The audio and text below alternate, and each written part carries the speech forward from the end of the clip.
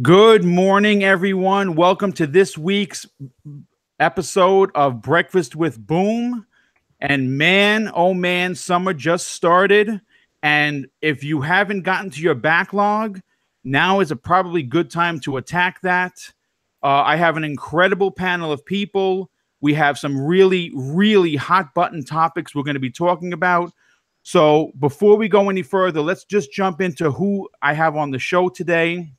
And we're going to start off with the first guy. This is the first time he's on the Breakfast with Boom. But he's no stranger to podcasts. In fact, I don't even know how he does as much as he does. That, of course, is Stinking Corpse. He's a member of the Dazcast. He's a member of the Game Dosage podcast. And every now and again, he shows up in Retro Renegades. Dude, thank you and welcome to the show. Thank you, Boom. I'm happy to be here. But yeah, from hearing that list, it does sound like I do quite a bit. Yeah, I mean, listen, you know what? I really enjoy what you bring to the show. It is really an honor to have you on today's Breakfast with Boom. I think you bring real insight to the gaming knowledge, and I'm interested to hear what you have to say with the topics. Next up, and this is a very good friend of mine, I've recently given him the title of Moderator of the Universe. I think he is absolutely amazing at what he does. UK Dazarus. What's up, dude? Welcome back again. Hey, cheers, man. All's back, Boom. It's a pleasure, man. Moderator of the universe, eh? Yes. You know it. You better believe it. And listen, if you ever want to hear a show that literally goes off the rails 2 seconds in with beer, check out his Dazcast, because it really is a fun show. They really talk about games from the heart.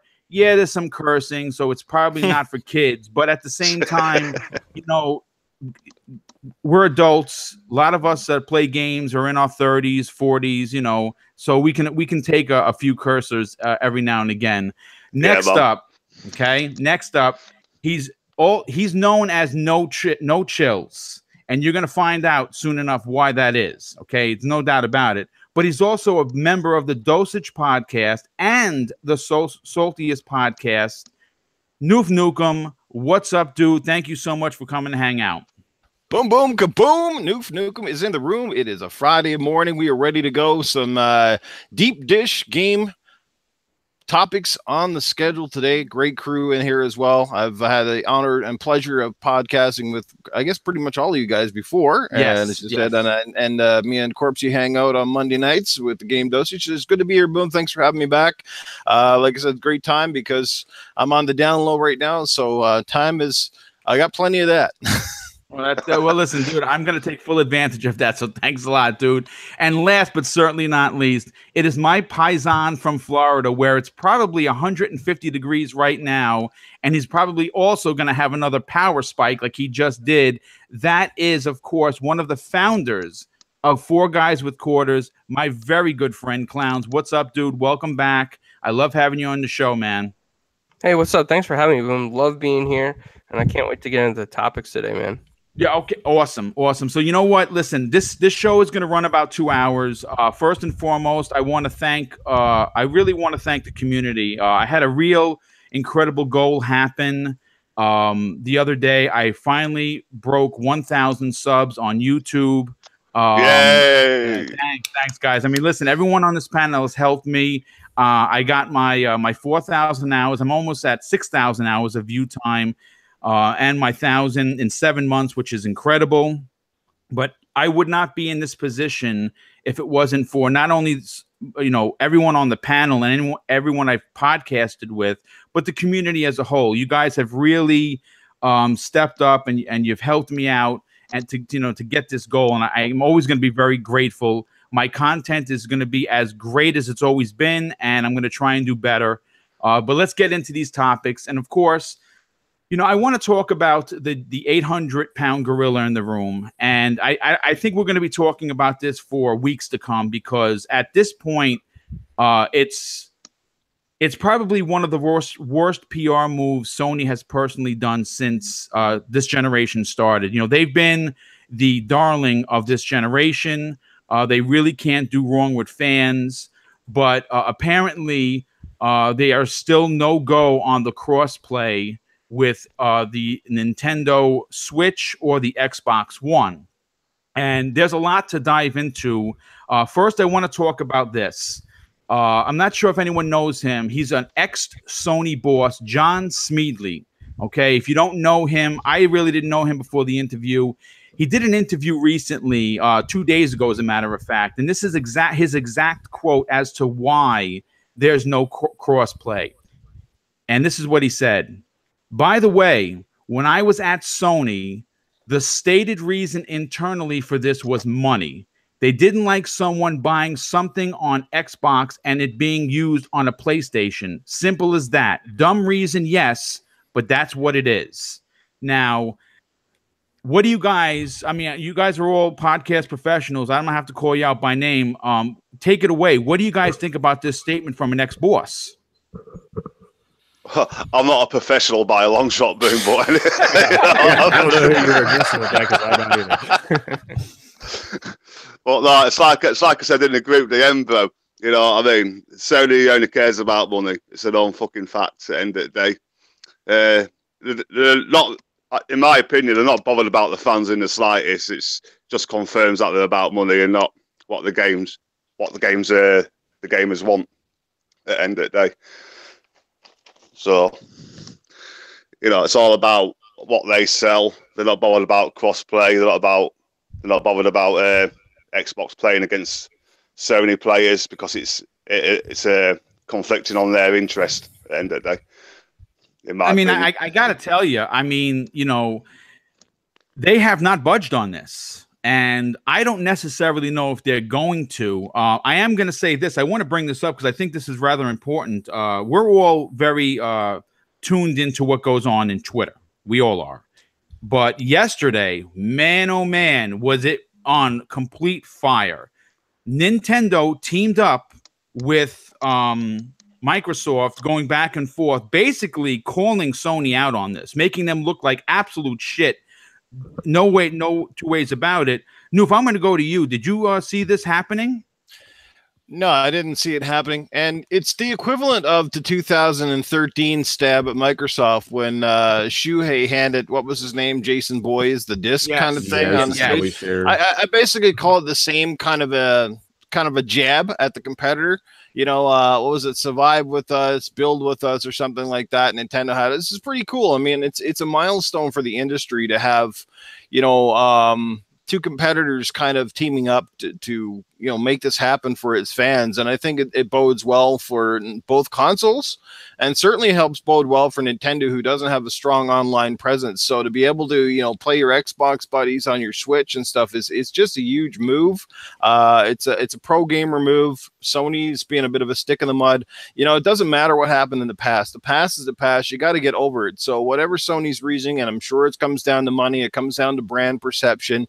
It's just not a good look for them, and it's certainly not a good look when they're locking out their own, you know, users because they've accessed another account. So now they can't, you know, I think that's pretty sleazy. And but like I said, it's great for Nintendo and Microsoft. That was a pretty cool thing to see, and I'm sure there's going to be more to come in the future. No doubt about it. Listen, I'm gonna read some of the tweets. A lot of people didn't actually see this. This kind of flew under the radar, of course, until it went bananas on social media. And this is how it started. The first tweet was from Nintendo, and it says, "Hey Xbox, since we can play together in Minecraft now, did you want to build something?" And then Xbox replies, "Our bodies are ready. What are we building?" And then they follow up with achievement unlocked, ambitious crossover event. And then Nintendo follows up with, "Let the building begin." And of course, the media, social media went complete craziness on this. I'm going to go to Clowns. How bad does this make Sony look to not only the general public, but all of their fans? Like, do you think that this is basically mud in the face? Yeah, you know, Boom, the way I see fit is that Sony just needs to grow up at this point. I feel like they're being a little angry kid and throwing a temper tantrum and saying, you know, everybody's got to stay on our platform to play certain games. Just grow up, man. Gamers want stuff everywhere nowadays. Let it happen.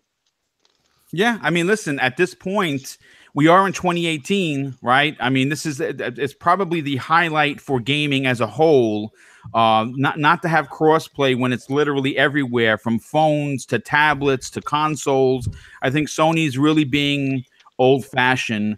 Stinking Corpse, I'm going to go to you next, brother. What is your take on this? Does this really put a real negative spin on the Sony Corporation?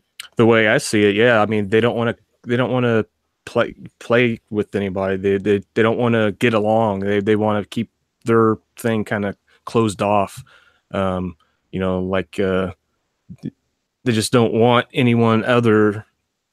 You know, say like, you know, they don't want a Halo or something being kind of turned, or not really say like Halo's not going, but something that's like, say, a third party, say Call of Duty, you know, playing.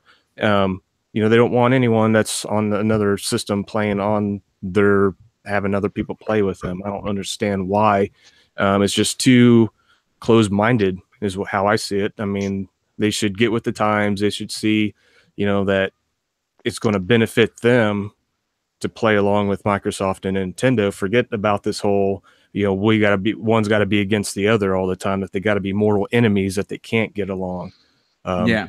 And the way that all their other divisions are going, it's a surprise that, I mean, yeah, it relates to money, but you would think because of that they would, you know, kind of lay down their guns and say, okay, we'll cooperate, we'll help.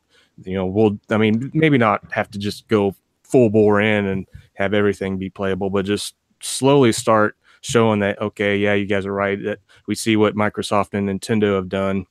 We would like to be part of that, because it could get to a point to where that builds up so big, and then Microsoft and Nintendo don't let Sony do it. Come in with them. Yeah, I mean, that's a great point. Listen, I just want to point out, JD Gamer in the chat said something really interesting. This isn't mud in the face. This is approaching the levels of fan outrage, the same fan outrage that the DRM had on Microsoft in 2013. They need to fix this fast or pay badly. Now, that is a really strong statement, but I think this is something that is going to be heard. This is, you know, these kind of statements from fans are the shot across the bow. I don't even think Sony's paying attention to. Daz, I'm going to come back to you. Do you think that this is going to hurt them in the long run if they don't answer? Because right now their head is in the sand. They're not saying anything. I mean, do you think this is going to hurt them? I don't think it will hurt them per se. I don't give a shit at the end of the day, to be honest with you, mate. They might lose out on money because you're going to have the big dogs, Nintendo. Well, another big dog, Nintendo, and Microsoft working together, where Sony aren't. So obviously that's going to take a step on the minute. You know what I mean? Okay. I mean, listen, like I said, I think that at the end of the day, them, you know, the way that they have handled this has been as poor as I think it's been all generation for them. And if everyone watches me or reads my tweets or checks out my channel or hears me on podcasts, I've applauded Sony's marketing this entire generation. There's no doubt about it. The reason why they're in first place is because of their marketing. Their marketing is second to none. Let's not get it twisted here. But I have to be honest. Hot button topics could not, you know, the way this is really have. I mean, and this is how you know this is crazy. I've seen it on local news channels, right? Like Channel 2 here in New York, and they don't know shit about gaming.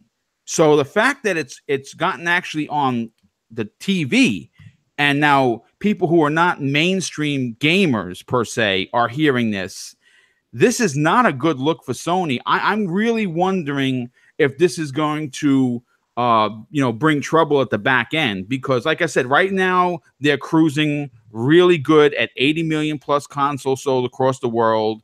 It's 2-to-1 for Microsoft. It's probably somewhere around 3 or 4-to-1 to the Nintendo Switch. But Nintendo and Microsoft, you know, they're not new. and they are, even though they're in second and third place, they're still considered the big dogs, like Daz was saying. So to ignore that they're, you know, they're knocking at the door, I don't think they could stay silent for much longer. Anyone want to comment on that? At the end of the day, Nintendo and Microsoft are moving forward, where Sony's going to be left behind. You know what I mean? So they're just going to have their own sort of genre. At the end of the day. Okay, I mean, listen, that does make sense. I'm like I said, I'm really curious to see how long this is going to go on before it really blows up in their face. But I am going to say this. You know how they say sometimes it takes a long time for a big ship to make a turn. Like right now, as Xbox fans, right? We're all in this big boat, and they are doing the right things, but it's going to take some time, right? Before we get all these major first party games, right? It's going to take some time. In regards to Sony, though, you're starting to see the media. I'm not saying the media is turning against them totally. But because they have such a big ship, you're starting to see it turn a little bit. You know, I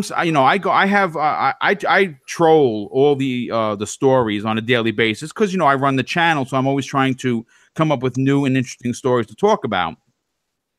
I haven't seen this kind of negativity towards Sony from the media in a very long time. I mean, like a really, really long time.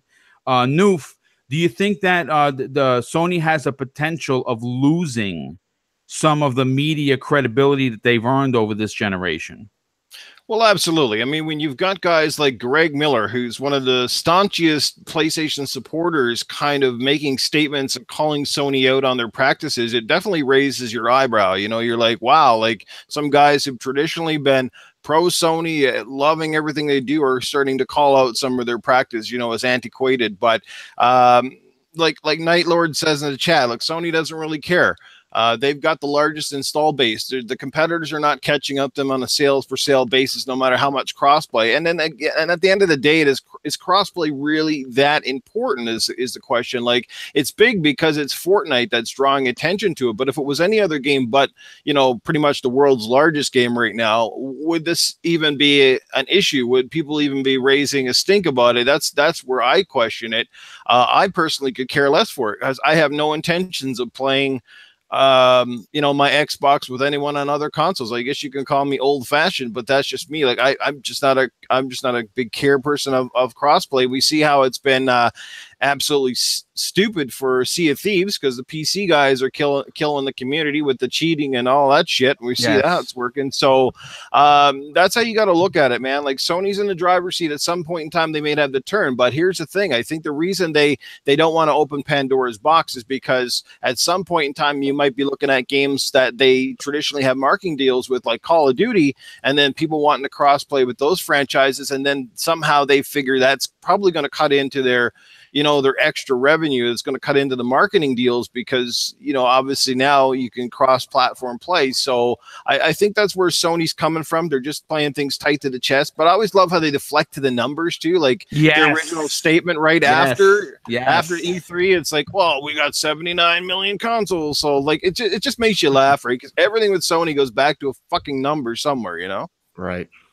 You know, like I said, I mean, when I first read that, there's two points. You brought up a really good one. The Greg Miller thing, that's a big deal. You know, and again, I used to be a Kind of Funny fan, a huge one. I stopped watching their content when Colin was kind of outed. If you don't know, Colin Moriarty made a statement, and everyone on the show turned against him, and it was a really harmless statement. And he left the show, and I literally stopped watching anything Kind of Funny simply because I like Colin. I really think the guy was a fantastic journalist. He really told it like it was. But for Greg Miller, who is, like you said it, the Sony guy, like the number one Sony guy, and I said this on last week's podcast, there's no doubt in my mind that every one of the Sony big CEOs, he has their personal cell phone numbers in his phone. So he's a fan. So for him to come out and make a video and then do a public statement against Sony about fixing this, I think that speaks volumes. I really do. Like I said, if the biggest Xbox guy goes on there and says something, you're like, yeah, whatever. You're a loser. You're an Xbox guy, right? That's what people are going to say. But when the biggest Sony guy goes out there and says, hey, Sony, fix this. This is wrong. Now you're starting to raise some eyebrows. But you know what? We've beaten this horse to death. I think at the end of the day, Sony looks like crap. If they keep their head in the sand, more and more people are just not going to play Fortnite on their console. That's going to be the bottom line. But I really want to talk about something else that's it's Sony related, but it's more of a triumph for Microsoft. And I really think this is a big deal. If you're unfamiliar, the NPD numbers for May were released in regards to game sales, and lo and behold, State of Decay 2, the one game that got dumped on by every media site this side of Texas, right? Yep. Took the #1 spot for a $30 game, a AA game, and everyone knows it. It beat God of War, which, okay, taking nothing away from God of War, we've all played it, we all love it. You've heard my story on it. It's my game of the year, but it beat out that. But more importantly, and this is a big one, Detroit Become Human gets 3rd place. Wow. Now, I have Detroit. I'm playing through it right now. I think the game is phenomenal. I absolutely love what I'm playing. In fact, my brother has beaten it 3 times. He loves it so much. So it is a good game. But how impressive is State of Decay 2 dethroning these 2 monster Sony games? I'm going to go right to Noof. Noof, how important is this for the franchise? Well, it's huge. It's a big boost to Undead Labs and the future of the State of Decay franchise, which now that they are owned primarily by Microsoft and will probably get a bigger team and a much larger budget, it bodes well for a 3rd game in the franchise. But to see it, like I said, make a big dent in the NPDs and to sort of kick some of those titles that you mentioned off the top of the chart, that does speak volumes for the game and the fans who supported it. I mean, at the end of the day, look, glitches are a part of this game industry that we're in, largely because companies, they have tight deadlines. They want to make those deadlines, and they know that eventually they can patch the majority of the game. And I guess the bottom line is they just hope that it's not broken enough that they lose half their fan base while they're trying to fix it, which in some cases, yes, some fans did bail ship on State of Decay, but a lot of people stuck with it. And apparently after its like 3rd patch or whatever, it's supposed to be running pretty good right now. But it's a huge thing for that game, huge thing for Microsoft. And again, these are sales based on not Game Pass numbers. This is physical sales, guys. Yes. Physical sales. Game Pass has nothing to do with it. And even if you're saying, well, it's a play anywhere and it's on PC, no, because that still only counts as 1. You don't buy it for Xbox and then and when you play it on PC, it's like 2. No, it's 1 copy, 1 code. That's how it runs. So that's impressive to see that people are still supporting the physical, the games and stuff like that, even though it is on Game Pass for that phenomenal price. Kudos to them. It was kind of a big news thing. Yes, it is a big deal for a lot of reasons. First and foremost, you hit the nail on the head, Noof. This was one of the companies that Microsoft purchased, right? It's now officially a first-party software developer. This kind of news right after you got to think about how, I just want to turn for a second here, okay?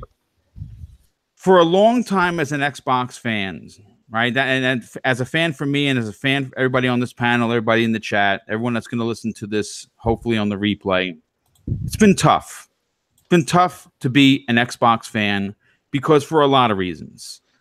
And you just look at the W's they have been putting up since E3. This is a giant win for Microsoft. It's a giant win for Undead Labs. And more importantly, and this is the real important factor, it is a giant win for fans. Because what this means is that people went out and bought this game. I'm one of them. Now, I returned it originally, got it on Game Pass, but ran out and rebought it because I wanted to support the company. I put 65 plus hours into this game. I have 3 communities up and running. I have over 700 gamer score on it. I've absolutely loved literally every minute I've played. But what this does, this big win over those 2 monster PlayStation 4 exclusives, opens up the door for not only massive continued support by Undead Labs, but we have a good idea that we're going to get an we're going to get a third one in the series. I'm going to go to Stinky Corpse. How do you take this win for Undead Labs and State of Decay 2? I think it's awesome. I mean, like everyone was, when the game came out, they were shitting on it. So it's buggy. It looks barely better than the first one. And then for it to turn around and do what it did, and then obviously with now that studio being purchased by Microsoft, I'm pretty sure there'll probably be a third one, and it's going to, with all that, the backing, it's going to be huge. And one thing I do want to shout out right now is Supersonic Station. He is actually kind of showing our podcast in VR on his channel right now. Oh, that's so cool. Nice. He's doing the Alan Roberts Skull Stumper, doing the fundraiser for him. So he is actually showing it in a VR room right now. So that's pretty cool. Thank you, baby. I was going to shout that out later. Well, asshole. Yeah, you can still do it, but it's overall, I think it's great for Undead Labs. It's great for Microsoft, and it's impressive that that's the sales of the game itself. It doesn't include Game Pass, anything like that. It's the actual games. And God of War, that game is awesome. I love that game. But to knock that game off, I think is very impressive. Oh yes, no doubt about it. Daz, I'm going to go to you because, of course, you're my most outspoken panel member. Dude, seriously, okay, I understand a survival zombie game may not be for everyone, but this news is a big win for Microsoft and Undead Labs. Take it away, brother. All right, I didn't buy the game because I won it. Shout out to Midlife Crisis for that. I won the Ultimate Edition, but if I find it. When I go, I'll get it anyway, but on physical. But yeah, the reason it got so much hate is just basically it wasn't AAA and it was $30. But everyone that's played it love it. So that tells you something in it. That tells you something in its own right. You know what I mean? I admit I haven't played it that much. I've played 1-2 hours, something like that. But it's one of them games I know if I'm going to get at it, it's the only game I'll play. You know what I mean? Like yourself, Boom. You're loving it at the moment. So, yeah, it's a major step for Undead and that. And hands off to them. You know what I mean? I would hate to see how much flack the game would have got if it was $60. Yeah. Well, at the end of the day, Newfie, because it ain't AAA, everyone's hating on it. Yeah. Listen, I'm going to say this. I want to get Clown's opinion on this, but I just want to say this before we go to him. This game released with a lot of negativity, right? I mean, even prior to the game coming out, everyone was dumping on it. Everybody from the media. It was almost to the point of sickening. Every article, every thing you turn to on Twitter, it was a complete pitchforks and torches to this game. But to see it come out on top in May is a big deal. Clowns, how big of a deal is this to not only Microsoft because it's a first party game, but more importantly to Undead Labs, to those people that made this game? I think it's a huge boost in self-esteem for Microsoft fans in general, fans of State of Decay 2. It shows that State of Decay 2 is actually doing really well, despite what negative reviews it has gotten. So now we're correlating that reviews don't matter much in terms of sales. Yes, that's a really excellent point, Clowns. That is something to talk about because Metacritic, everyone holds it to such a high standard. Let's see, and again, let me just go back for a second. Sony fans hold it to a high standard because their games do very well on there, right? And it's also a combination of Sony fans going on there and giving their opinion, and of course the media. Like I said, Sony is the media darling of this generation because they put themselves there. They didn't trip into it. They did what they needed to do to get that title. I'm not taking anything away from that, but for a game that's currently sitting at what, 67, 68, maybe a 69, right? That's a good number. Of course it is. And I was expecting someone on the panel to bring that up. I'm glad you did. Yeah, well, all down, whichever way you want. Oh!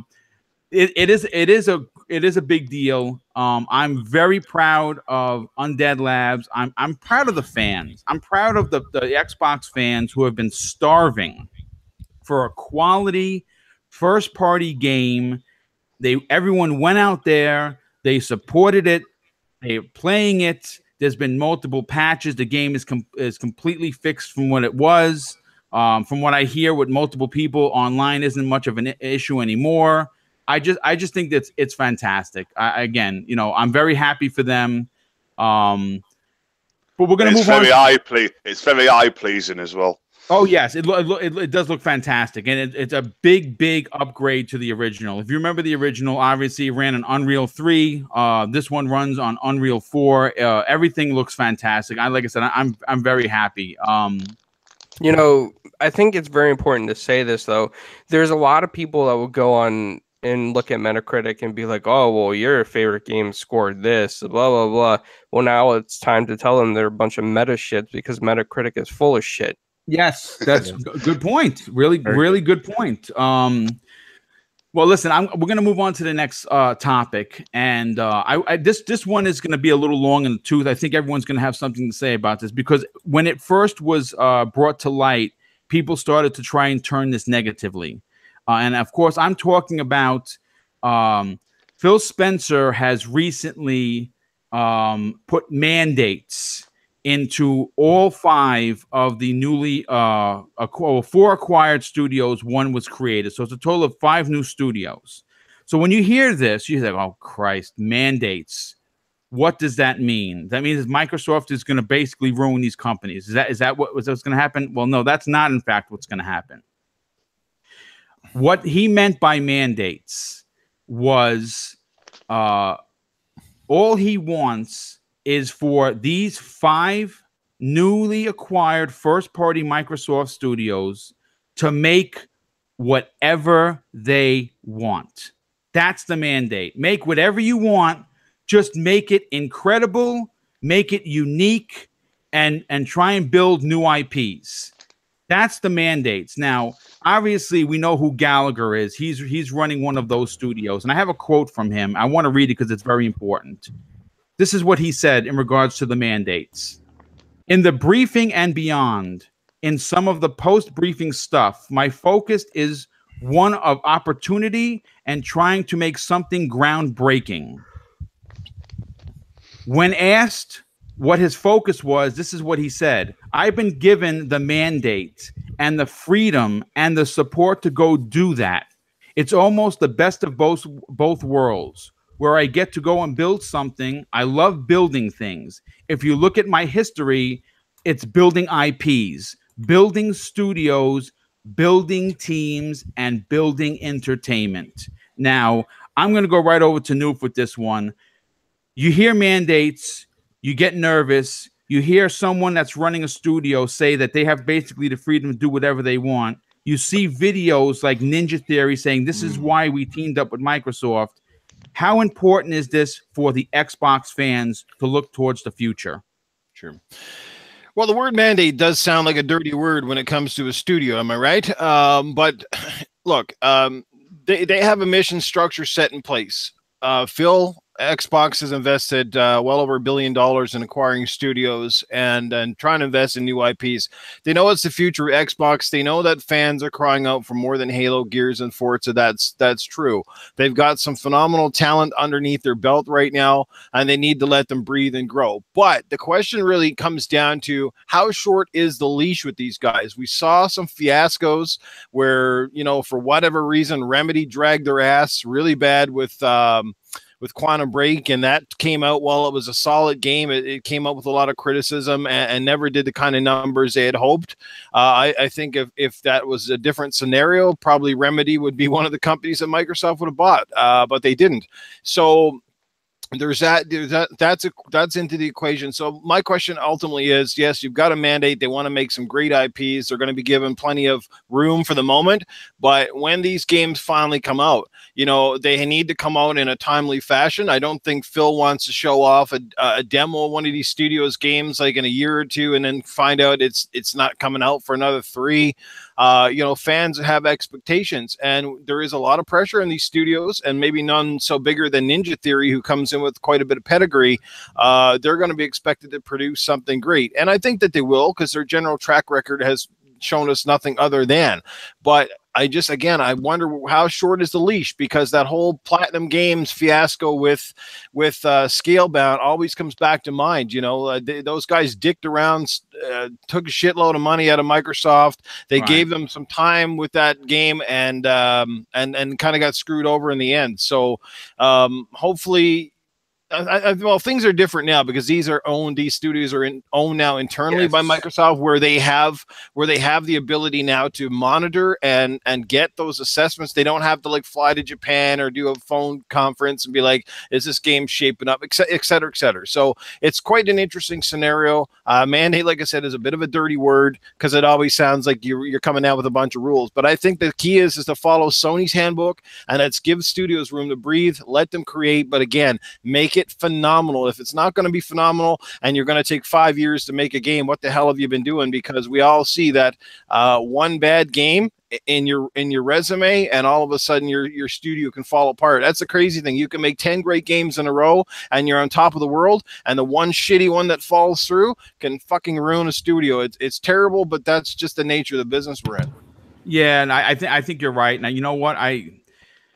I think that all of these acquired studios they would be considered in the sports realm as even though they're veterans, they would be considered rookies to the team, so to speak, right? They're newly acquired, and I think that there's a great deal of pressure on them to succeed, simply because this was a big deal. They were announced as acquisitions on the E3 stage. I think that was a big deal. Microsoft is in a position where their first-party studios are lacking, to say the least, and they need quality first-party Xbox-only games. So I think there's a great deal of pressure, but I think that they're all professionals, and there's a great deal of pride to try and put out that big gem. All of them, they all want to put out the next Halo. Right? There's no doubt about it. They want to succeed. Clowns, I really want to hear your take on this, because, the way that you promote Four Guys with Quarters, with getting it, basically on every device possible and every channel possible, you have a real good corporate ideology. How important is it for not only Microsoft to come out and say, yeah, all the mandates are this, and give these studios free reign to just go crazy? I think it's really important. I mean, mandate sounds like a scary corporate word, but I mean, in reality, we have no idea exactly what's going on behind the scenes. I think with Phil Spencer at the head, I think he's going to allow these studios to have creative control over every single thing they do. And I'm just hoping that there's no limit on the funding, that Xbox just opens up the pocketbook for them and say, here's what you need, get it done. And get it done quick enough so that we don't cancel you like we did Lionhead. well, let's hope that last part isn't in there, because you'd hate to start a new relationship with like, hey, do me right or you're out. I'm going to the next bum. You don't want that. Yeah, I mean that's my only fear, is because I think Phil as a gamer wants his studios to succeed. Of course he does. Yes. He loves, he loves the Xbox brand. He loves the gamers, and he's a gamer himself. I think what he doesn't like, though, is how long sometimes the development cycles can take. And I think he kind of pushes on the inside to get stuff done quicker. You know what? We'll never know. Hopefully, at one point, he will write a book, and we'll really kind of know what's going on behind. I'd love to read a tell-all book from one of these guys. Daz, I'm going to go right to you. These 5 studios, obviously, they're big acquisitions. In fact, it's probably some of the biggest gaming news that we've had in years. Right? 5 big studios. They all have a pedigree of some sorts. How important is it to Microsoft for them to do well? I think it's very important. It's like I say, freedom to do what you want, make whatever you want. Well, that's a good thing, right? It means new IPs, new games we've never seen before, new ideas. That's what we all want. New exclusives, ideas from the fans that could come a reality. Yes. Yep. Also pushing the Xbox to its full potential in sales. You know what I mean? I'm all for it. I think this is huge news. Okay. All right. I mean, listen, like I was one of many people, not only on this panel, but a lot of the circles that we run in were watching the Xbox conference with like a childlike thought that we were going to get something new and exciting. And even though they didn't say what games were coming per se, I think that this was one of their biggest E3s in the company's history. I think Phil completely knocked it out of the park. It's like hell. We could even get a new Rise 2 out of this. You know? Yeah, listen. We'll talk another time about the disappointments. Right now, I just kind of want to keep with the high because I see what you're saying. Because don't get me wrong, I'm right there with you. I have quite a few bugs up my ass, pardon my French, that I'd like to talk about, but I don't really want to say, maybe they just didn't have the team to do it. Maybe they're going to use one of these new teams to do it, but we're gonna talk about that towards the end of the show. Stinking Corpse, I want to go to you next, brother. This obviously is big for Microsoft. It's big for those 5 companies. More importantly, something that the fan base has been lacking is confidence and faith in the brand. This announcement of these studios, and now we're getting a little insight into, okay, guys, go crazy, do whatever you want. All you have to do is make something new and incredible. How important for confidence is this move for the fans like you and me? I think it's hugely important. I mean, it's awesome that that they when like say everyone says, when you hear the word mandate, it sounds like a bad thing. But when they come out and say that, hey, we're giving you the freedom to do what you want, just produce a game, that's great. And that's awesome. But at the same time, all eyes are on these studios just because the new acquisitions. But yeah, me personally, watching that E3 and then listing those studios, I was really surprised. I mean, it can only help because, remember like the generations of the OG Xbox and even like the 360, you had a wide variety of games that just kept coming out. Yes. Now it's because it takes so long for games to be made, release a lot of these AAA games, that some places or studios or the stress has got to really be on them because they so much money is invested into these games, and when they come out, if they don't project and get a return on what was invested in those games, like I say, that can break a studio, that can break a franchise. But having Ninja Theory, but having just a big name like Ninja Theory, I mean, that's just awesome. So, and then the initiative, everyone wants to produce that next game that's going to take off like Halo or Gears. It's just a matter of they need to brainstorm, start shooting ideas out, to Phil of, okay, what do you think of this? And of course, Phil, like said that he's got to play both sides. He's a gamer but also he's on the inside. And at times I do think he does kind of try to rush some of the stuff to come out because of that time that it takes to create these games. But if part of that mandate is, you know, just take the time that you need, just make sure we don't run into that, you know, that scale bound issue, not to try to just put that in the back of their mind that, you know, to be like a fear thing that, you know, okay, if Phil doesn't like what we're doing, he's pulling the plug, you know.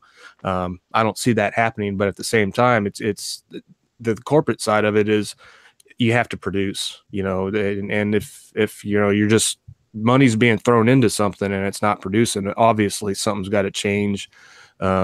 Something's got to be restructured. That studio's got to be merged into with something else, and then they start over from scratch. But overall, I think it's awesome. I mean, why would it hurt to have these studios? I mean, it's to have extra first party games for us. I mean, yes, absolutely. Wants. That's what listen, the more studios you have under your belt, the better chance you're going to get a fantastic first party game, right? Exactly. I mean, instead of just having, and listen, I hate when people say this. Oh, well, they have is Halo, Gears, and Forza. Let me just say this, okay? As much as I really enjoy playing on my PlayStation, and I love God of War, and I'm enjoying Detroit, and I love their first party titles. If you're going to sit there as a Sony fan and tell me that you wouldn't want a Gears, Halo, or a Forza in your lineup, you're full of shit. I'm going to say that right now. Exactly. So I get aggravated as all hell. Well, all they have is that. Well, you know what?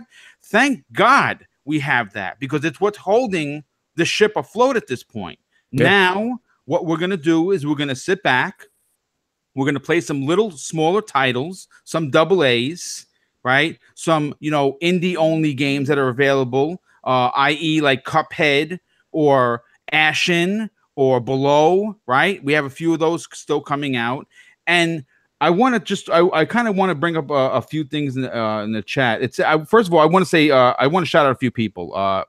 Fastback, thanks for coming, dude. He says, boom, I never lacked faith. Always thought Phil was working things in the right direction, and it just would take time. 100% agree with that.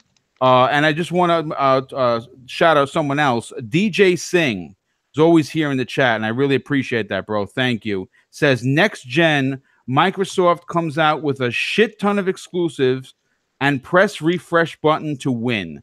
Now, that is an interesting statement because, yes, they're not giving up on this generation.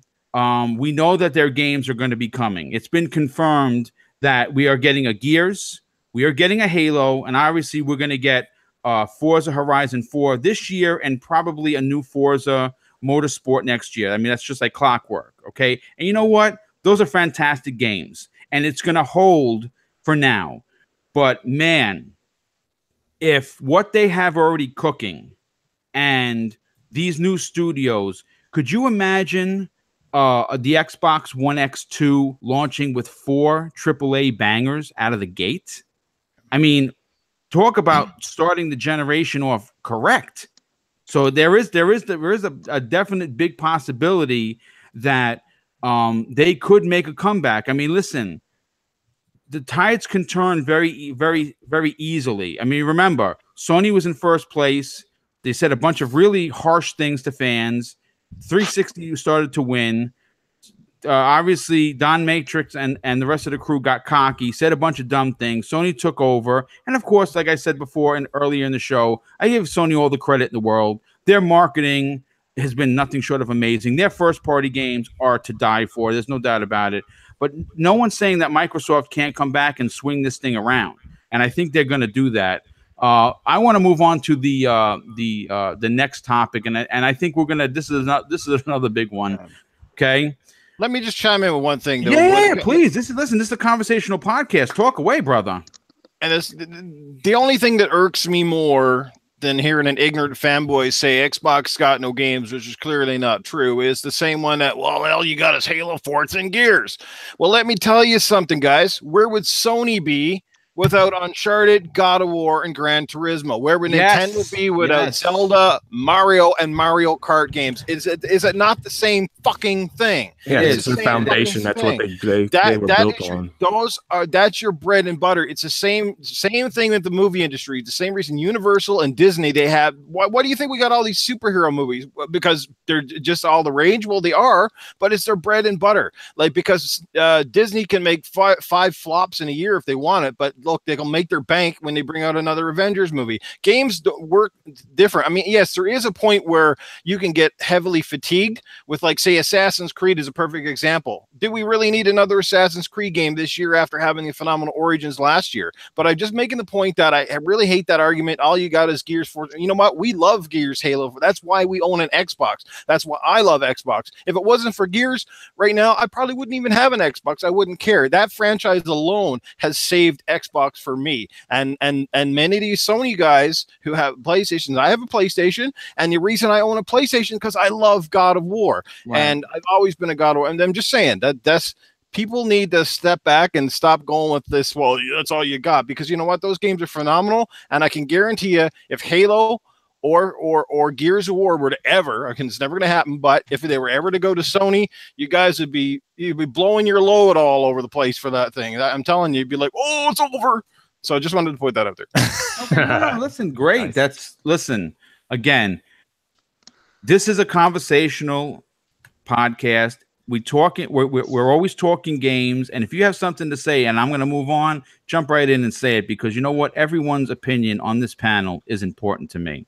So if no one else has anything else to talk about, with this particular subject, just kind of want to move on to the next one. Okay, this is big. The battle for February 22nd, 2019. And if you're not familiar with what the hell I'm talking about, I'm going to give you a list of 4 games that come out in the same day. And I'm like, my wallet is just screaming because, of course, I want every one of them. Crackdown 3, Metro Exodus, Anthem, and Days Gone. Holy shit. What a lineup. Now, I don't understand who picks these things, how it actually happens. Did somebody throw a dart at a calendar? Did everyone hit the same day when they were in the office pool? I don't know, but this is first of all, let's just say this. In past years, not 2017, not 2016, maybe not even 2015, but prior to this generation really just taking off, the beginning part of the year was a complete snooze fest. December was dead. You'd get usually one game. January, all you'd get is snow. February, you wouldn't start to see anything. March became the new November. But then companies like Capcom and Sony started to realize that, wait a second, people are starving for games. They're coming off their holiday high. They got gift cards, and we want their money, right? That's I mean, listen, I'm not a corporate guy, but I want your money too, right? So that's what I would do. I'd release all my games. So just for a second, let me paint the picture for the folks that are listening and everybody on the panel. As it stands right now, with no more information that I have in front of me, this is what 2019 is shaping up to in the first 60 days of the year. Resident Evil 2 remake on January 25th. And now these 4 monster games on February 22nd. Holy matrimony is all I got. Now I'm gonna go right to Noof. Noof, this is gonna be an expensive 2019 to start. Which games are you getting? Which games are you passing? Which games are you game passing? What are you gonna do? Well, I'm not game passing anything because I still haven't bought Game Pass, and I still have no intentions to get Game Pass. But I'm going to have to side with Crackdown simply because I've been waiting so long for this game. And the latest trailer at E3 actually blew my mind. It looks so good, and they've really put a lot more work into this game. So to kind of like toss Microsoft's big exclusive out the window would feel like I'm doing them and a game of the service. I'm pretty sure it's going to be a solid effing game, and it's going to have multiplayer, and it's destroy shit. It's just going to be a ton of fun. So Crackdown is a definite must buy, and I would have to go with Anthem. I'm a big BioWare fan. I love the stuff they produce. Anthem is looking super hot. So those would be my 2 guarantees. After that, all the other games that you mentioned, I would like to get. They just might not be day one. Days Gone is looking really good. But again, we'll just have to see where the money goes. We'll have to see how much. We'll see. I've been a good little boy, and Santa Claus brings me plenty of gift cards. So you'll get fuck all, and you think you're never a good boy. You know? If you meet that Santa Claus, let me know. Send him my way. #Mooching. Yeah, very good. I love that, Absolutely. Clowns. Out of the closet. That's awesome. Yeah. Listen, you know what, Clowns? I'm going to go to you. Listen, dude, how do we afford all of this? Do we save all our gift cards and wait to spend them on these titles? I think so. You know, as for me, Boom, I buy everything too, but I just wait longer. Like I'll wait 6 months after release to try to get a little bit cheaper. Or if there's a game that's maybe like, 8 hours, 10 hours long, I'll just red box it. Okay, Other than that's cool. Games that have replay value, like Sea of Thieves. I'm interested in the new Jurassic World. Those kind of games I'll buy because I could replay them. Okay, I mean, listen, there's nothing wrong with replayability, especially in gaming. Each game is mostly $60, so you kind of really want to get your money's worth, so to speak. But I'm going to go to Stinking Corpse next. Dude, is this something to be excited about, or is it something to be concerned about because we're all going to be poor? I think Stinky buys everything anyway. So it don't really matter. But it goes both ways. You can be excited for it, and at the same time, you get let down when you look in your wallet and the money's gone. But as far as who picked these days, it's just funny, seeing, okay, this game's coming out February 22nd. Okay, watch some more games, and the next thing you know, this next game, it's released date February 22nd. It's like, wait a minute, isn't another game coming out that day? And then you find out 2 other games are coming out. It's like, wow, who really picked that? But Anthem, I like Noof said, I like BioWare games, so I'm getting that. And then Metro, I enjoyed the Metro series, so I'll be buying that. Crackdown, more than likely I'll buy it. I've not played any of the Crackdown games, but like Noof said, I did like what I saw at the E3. It looks pretty cool. It looks fun, dude. Looks like a lot of fun. Yeah, and it does. So more than likely, I see myself picking that up. And then, of course, the month before that's going to start it all off is that Resident Evil 2 remake. Yes.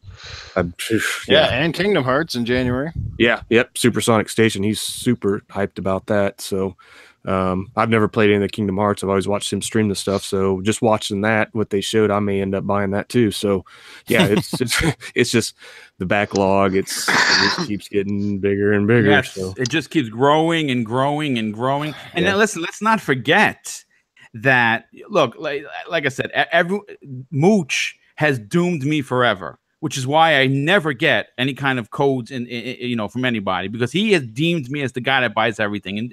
And truthfully, to his credit, I used to be like that. Unfortunately, when you retire and there's no real overtime coming in, you kind of gotta budget your money a little bit better. So I've missed out a lot of stuff this year so far. I buy all big AAA games. I'm not going to miss out on any of them. Even if I got to sell myself on the corner, I'm getting the game. I'm telling you right now, I don't care. That's dedication. But listen, that's primal. I'm going to get that game no matter what. I don't give a shit how I get it. But Daz, I'm going to go to you. Yeah, man. Dude, this is a really strong 2019. And I know that I've said it. I've heard you say it. I've heard numerous people on this panel say it. Man, 2018 or 20XX was the best year in gaming. So many games. But holy shit, 2019 out of the gate looks to be a monster year. How poor are you going to be after this? Well, luckily, unlike you, BoomStick, I do call out in the winter months. The call outs, those are great. Yes, great for money. Yes. the US answer to rapid response. So yes, I will probably end up with all of them, apart from Crackdown, which I'll try out in Game Pass first because I haven't really played the other Crackdowns. But yeah, I should luckily be well enough. If it goes by this year, Jesus Christ, I got hours in because of the snow. So hopefully I'll be able to get them all. But my favourites will be Anthem and Metro, because I love Metro series. They're awesome games. Yep. Well, I'm going to tell you this. I'm a gigantic BioWare fan. I think, you know, you look back to the, well, you could take it all the way back to the OG Xbox. I mean, you got Jade Empire, you have Knights of the Old Republic 1 and 2, phenomenal games, right? You know, then you move into the 360 and you talk about, of course, what they did with the Mass Effect series. There was some stumbling with the last Mass Effect, not really that good. Unfortunately, that was the D team at BioWare, because the A team that we all know and love. Wait a second, they're coming to get me. There's I heard them. Yeah, there they are. It's not a call out, so I'm not stopping the show. Don't worry about it. The show, even if the house is burning. I'm not even due on call out till next week either, so I'm not doing it either. You know, Hey, there he is. Cletus, welcome. Yeah, I was just going through the back door there, overheard the conversation about the busy February month. There's like lots of video games coming out in February. I want to get all the games, but I ain't got much money, so I might have to sell the last 2 or 3 teeth I got left in my head. I'll donate them to some cows. But I just got to remind all you guys that you guys better save up your money for divorces, because I got a funny feeling after February gonna be lots of people getting divorced. And like my good buddy Willie Nelson, he said, you know why the reason divorces are so expensive? Because they're worth it. There you go. So I just wanted to tell everybody, keep that in mind come February, guys. It's lots of games and not much money, but there you go. And if that don't work, buy yourself a Cabbage Patch doll and keep yourself nice and warm down low. That's what you got to do. Well, holy cow. Listen, keep the Cabbage Patch kids away from Cletus. And listen, welcome to the show. This is the first time you're on the show. You can come back anytime, Cletus. Ready? And this is most time I get an aforementioned or affidavit or whatever the fuck they calls him. He sends me after, says, get the fuck out of here, Cletus. You just screwed up my damn show. Now we got YouTube giving me the monetization and shit like that. So I don't be on too many shows these days, because I guess I wears out my welcome after 2 or 3 times. It sounds just like when I'm dating chicks. I only gets 1 or 2 chances before I get a slap. So that's how it goes.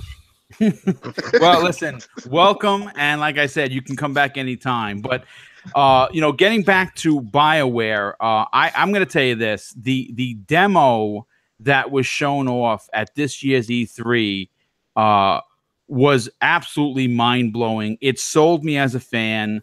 I really dig being able to fly around. I think that is going to be such a unique new feature. I mean, listen, I play a lot of Destiny. I like the abilities of, you know, each one of the classes. But I'm going to say this immediately right out of the gate. What I loved about Anthem is that you're not locked into that one class for the entire game. At the beginning of each level, you pick your suit, so you can change it up. You know, if you're going to fight a big boss, you go with the tank. If you're going to be fighting a lot of enemies, you want to be quick, you take one of the smaller ones. I think that's a really big deal. I'm looking forward to February. I'm looking forward to Resident Evil, obviously, in January. I think 2019 is going to start off with a massive bang. I'm really excited. Anyone else have anything left on the monster February 22nd day? Yeah, apart from call out, I'm getting sick. Yeah. Yes, you will be calling in sick, because that's a lot of gaming that you're gonna have to find time for, especially staying late up night. Just don't drink as many beers, bro. I mean, because then you won't be able to afford them.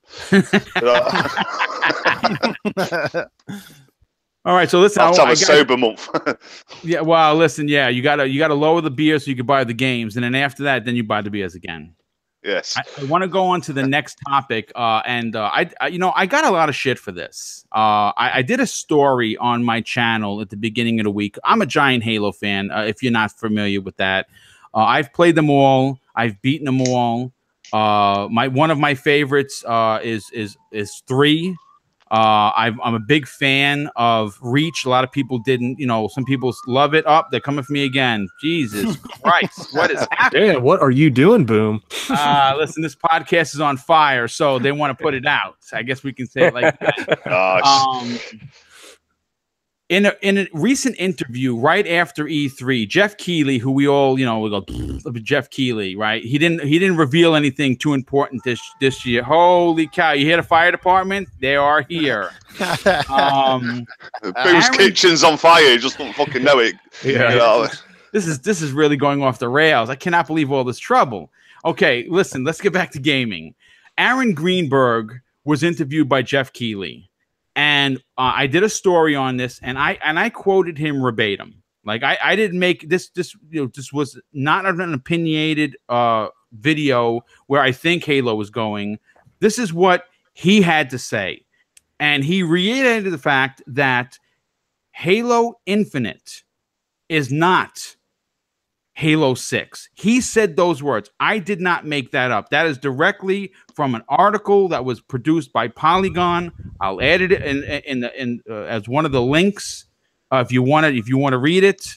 And I had a lot of people in the community. They're probably all knuckleheads, and I don't really get a chance to read all of the chat. I try to, but some of the chat was really nasty. Like, it really took me back. Like, I'm not used to that kind of negativity. Everyone knows me as being the internet good guy. I try to help out everyone. I'm not really used to the hate, but wow, man, I mean, people were really slinging some mud.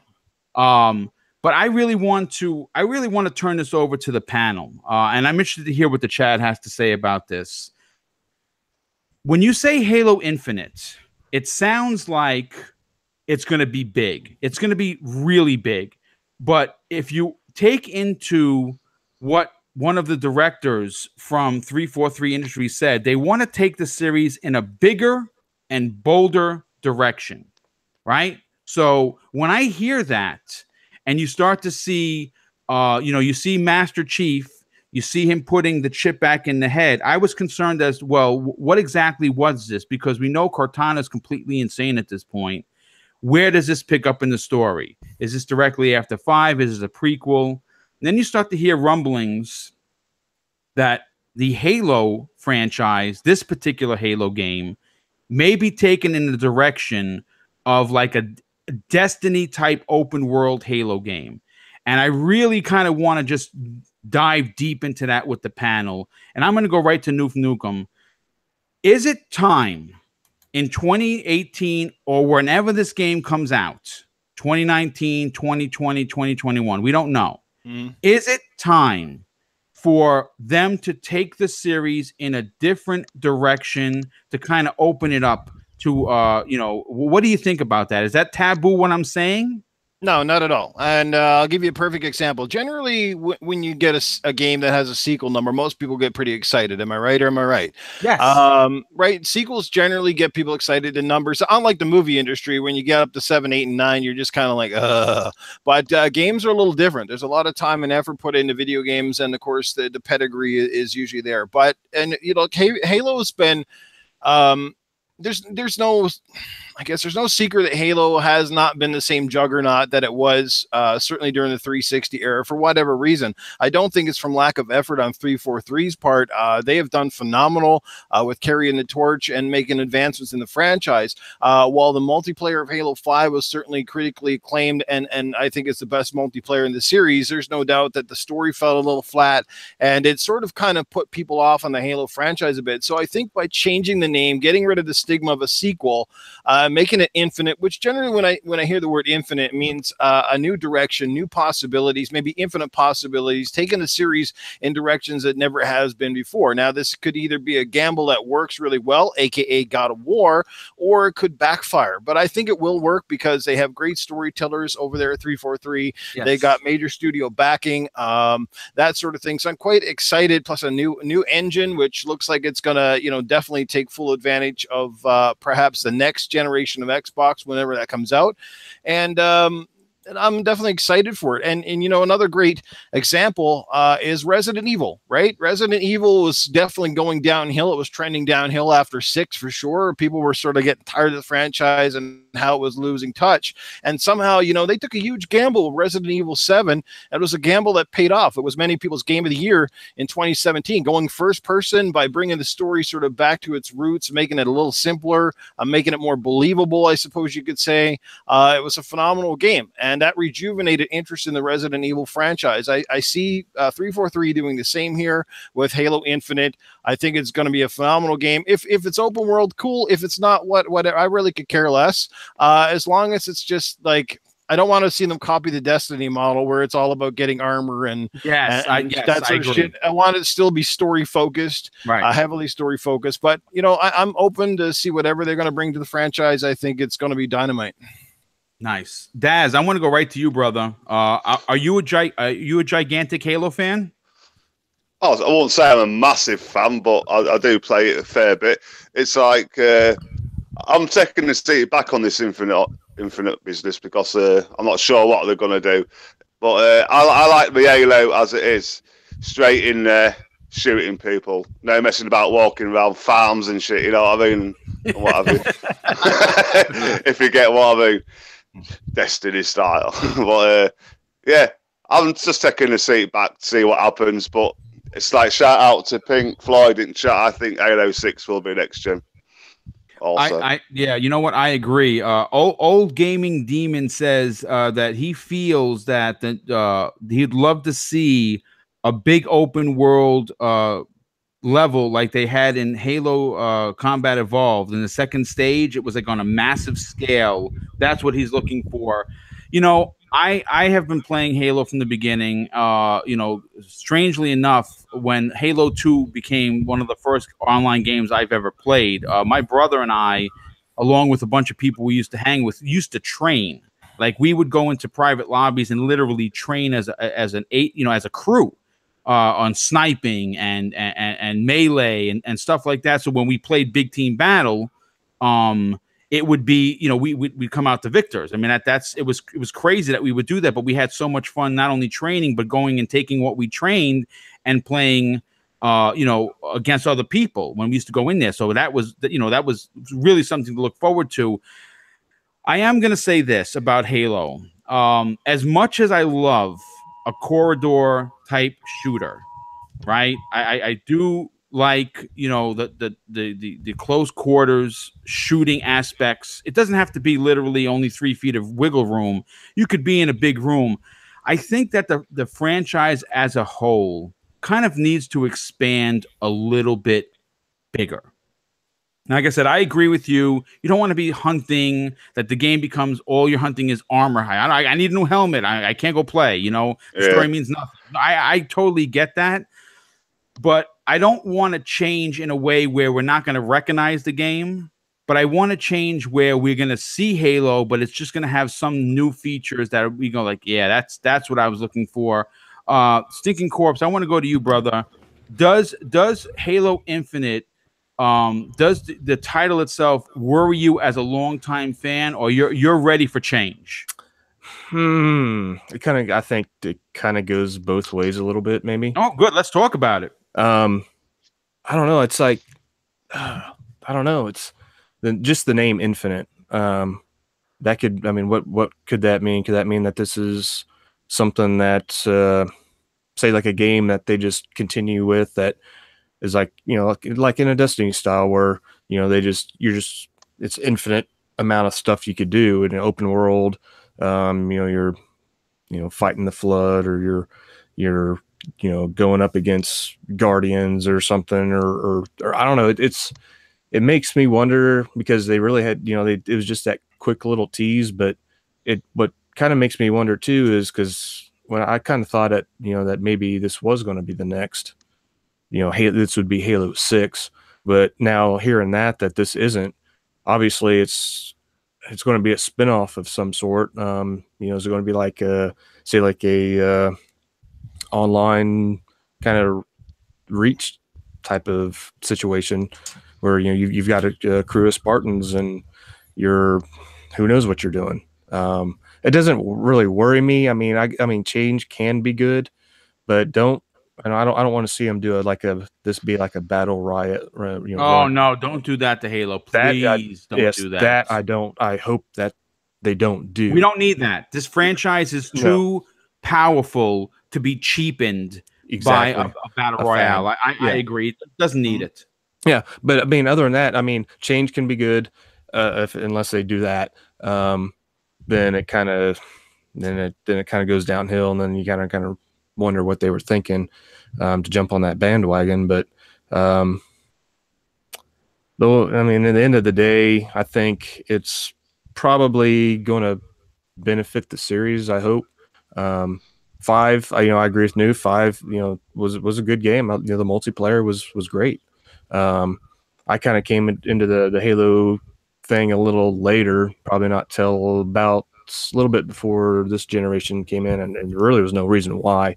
I was more of a Gears player, but then I decided to go ahead and give Halo a chance, and I fell in love with it. I, bought all the other Halo games, Master Chief Collection, and everything, and then I was really psyched when I saw that trailer at the beginning of V3, and then at the end, then they show Halo Infinite. It's like, okay, cool, they're getting away from doing numbers, right, for the next games, but now it's hearing that, okay, this isn't the next in line. So I'm gonna assume that it's probably going to be some sort of online thing, but what they do, I really don't know yet.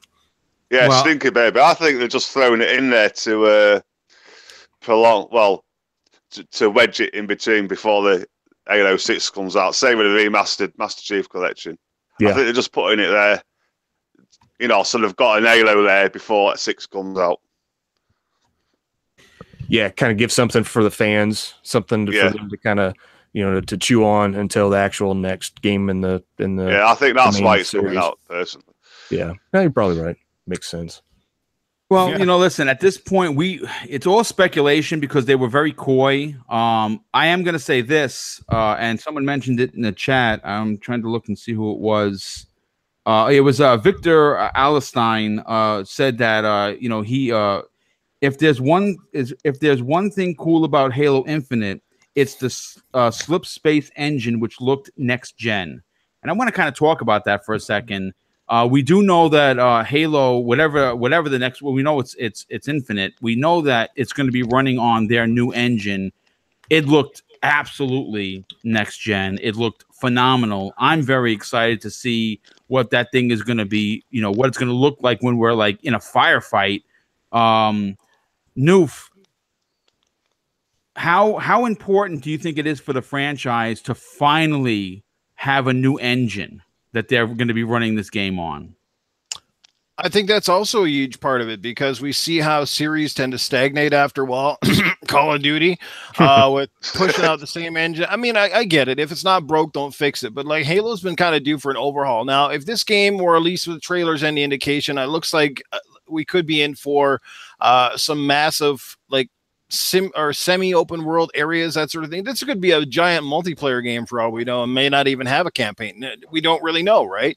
Like you said, they're kind of keeping things close to the chest. But I think the engine is huge for the franchise because I think it's kind of run on Havoc and it's run on a bunch of things for so many years. It was starting to feel a little dated. I think there was only so far they could push that graphics with the Halo franchise, and I think now with the new hardware, they're trying to bring it to the next level in terms of lighting and shaders and all those sorts of things. And you could kind of get a sense of that with that trailer itself, with where they're going. So I definitely think it was overdue and it was time. And one thing Halo's been like, I don't know if you guys have ever made a session, but from it, but like one thing, like for me, the best parts of the Halo franchise were areas when you were like on the Earth, or you're in New Mombasa, and you were in these places that you could identify with, like in the jungles and stuff. To me, Halo really got stale and kind of shitty when you ended up in these fucking alien space stations and everything was flat panels and everything was like floating and it just had no life to it. I mean, I know they're alien,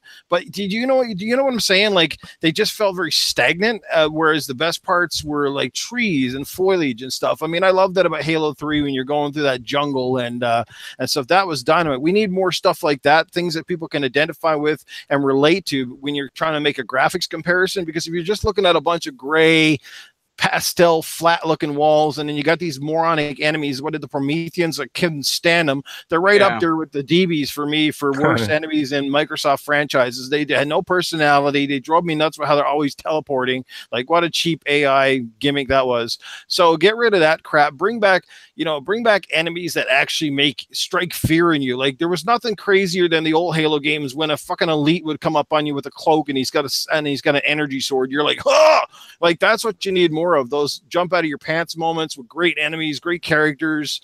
That's what they got to get back to, man. And they got so much lore to draw on. There's no reason why the series should be kind of stagnant. And it is great to see a new engine. Hopefully it's going to be dynamite. Okay. All right. That's well, listen, I am. Can you say that again, you? Yes, repeat it.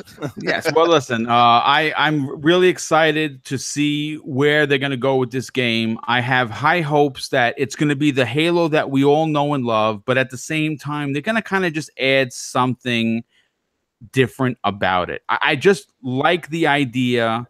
Again, when you compare this to Destiny, it's almost like for some people, nails on the chalkboard. No one is saying that I or anyone on this panel or anybody in the chat want to see 343 Industries copy anything that Bungie is doing.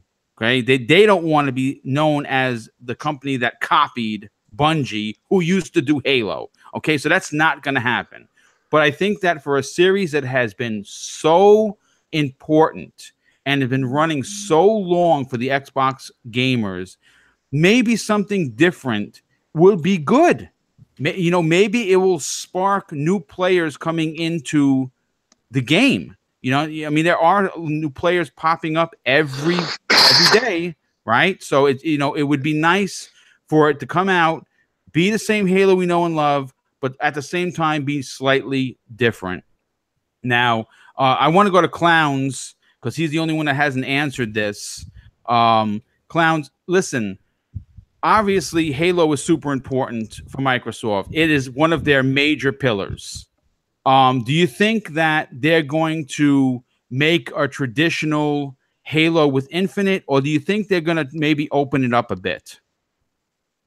That's a, you know, Boom, that's a very good question, because I don't know where they're going to go with Infinite. I don't know where they are with the crossroads in the Halo series, but I do think that Halo needs to kind of grow up and become more in depth and more evolved. And I'm hoping that Halo 6 will see Cortana become completely evil and change the whole script of the Halo universe. But as far as Halo Infinite, I have no clue what they're doing with that one. Okay, well, listen, at this point, I think it's the one thing that's fun about the shows that we all do, because we're all on regular shows, right, is speculation. That's really what gaming is. I mean, it's great to talk about concrete news, but it's more fun, I think, to speculate and then later on either be, you know, have your opinions praised for getting it right or debunked. Either way, I'm happy to be talking about gaming. I do want to talk about all of the acquisitions, more specifically Ninja Theory, but something just popped up on the interwebs, and I kind of want, man, this is again, this is bad for Sony, okay? And again, I'm not shitting on Sony. They just announced a Fortnite PlayStation 4 bundle that's coming out next week. And it's going to have apparently some, you know, special edition skins that you can only get if you buy the system. I got to be honest. Like, you know, again, I'm not dumping on Sony, folks. This isn't a pro Xbox channel. This is I Love Gaming channel. That's the channel that I run. I can't say that for everyone, but my channel is I Love Everything. But this is in my opinion, a kick to the balls. Boom, I just want to say real quick that I think it's the biggest anti-consumer move that they can make. Yes, I think it's a slap in the face to PlayStation gamers. Listen, my opinion is going to be my opinion, but I'm going to go, Daz, how ridiculous is the timing of this bundle? Yeah, straight after the no crossplay news. Yeah, awesome stuff, Sony. Brilliant. Well done. You know what I mean? Yeah, bad news. What can you fucking say? Fuck up. You know what I mean? It's just a money making scheme. Boom, you know it. You know.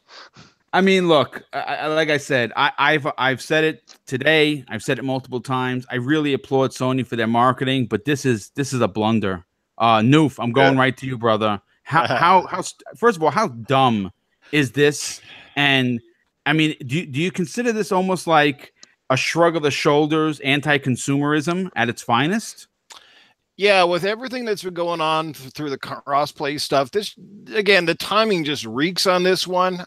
You know, and it's just another money grab, and it's a way to bring more people into the PlayStation platform by slapping a real popular game on the top. And you look, Microsoft done it too. I mean, kudos to Ash and Lucas. She pointed out, hey, like Xbox put in a game preview game in the box with PUBG, but the difference with PUBG is still a $30 game. So you're still getting some value by getting it included for absolutely nothing. Whereas Fortnite right now is a free-to-play game anyway. So you're promoting a free-to-play game. You're also sort of, like I said, sort of slapping fans with the fact that you can't do crossplay with it. So it's just weird. It's bad timing. It looks bad. And again, it's another cash grab. And I'm sure there's going to be a ton of fans out there thinking that Fortnite is now exclusive to Sony. You know, that's the way it goes. Well, you know what? I got to be honest. I don't know if they could actually get away with that, considering there's so much negativity. And literally, like I said, when you have the local news reporting on crossplay and Fortnite, you know that it's really has hit mainstream. But Stinking Corpse, you know, I want to go to you on this. This bundle comes with, get this, an exclusive Royal Bomber skin. You're gonna get a jacket. So are you running out to buy a PlayStation because you're gonna get the bomber jacket? If I didn't already have one, no. Okay, good. I'm glad you cleared that up. Yeah. No. It's the timing is just terrible. It just doesn't look good with, like everyone said, the whole thing that's going on with the Sony not wanting to play with the other two. Here comes the money. Exactly. It's a money grab for them. I'm sure that the people at PlayStation, if they're even paying any attention, I'm sure they're probably, I mean, if I worked for Sony, if I was in that gaming division, I'd just be shaking my head thinking, what's going on? You know, it's for that exclusive skin, and you get like 500 V-Bucks. No. Yeah, I again, it's wow. Really talk about really, really poor timing. Yeah, I mean, it leaves you kind of speechless. So just that poor timing. It's wow, really, Sony. So, well, you know, again, it's they really have taken and I don't give an F attitude. And I have to say this. I have seen the Damage Control team for who are not paid by Sony, by the way. They're just fans. So they're like groupies coming out with and possibly teaming up with the Earth Defense Force on this, trying to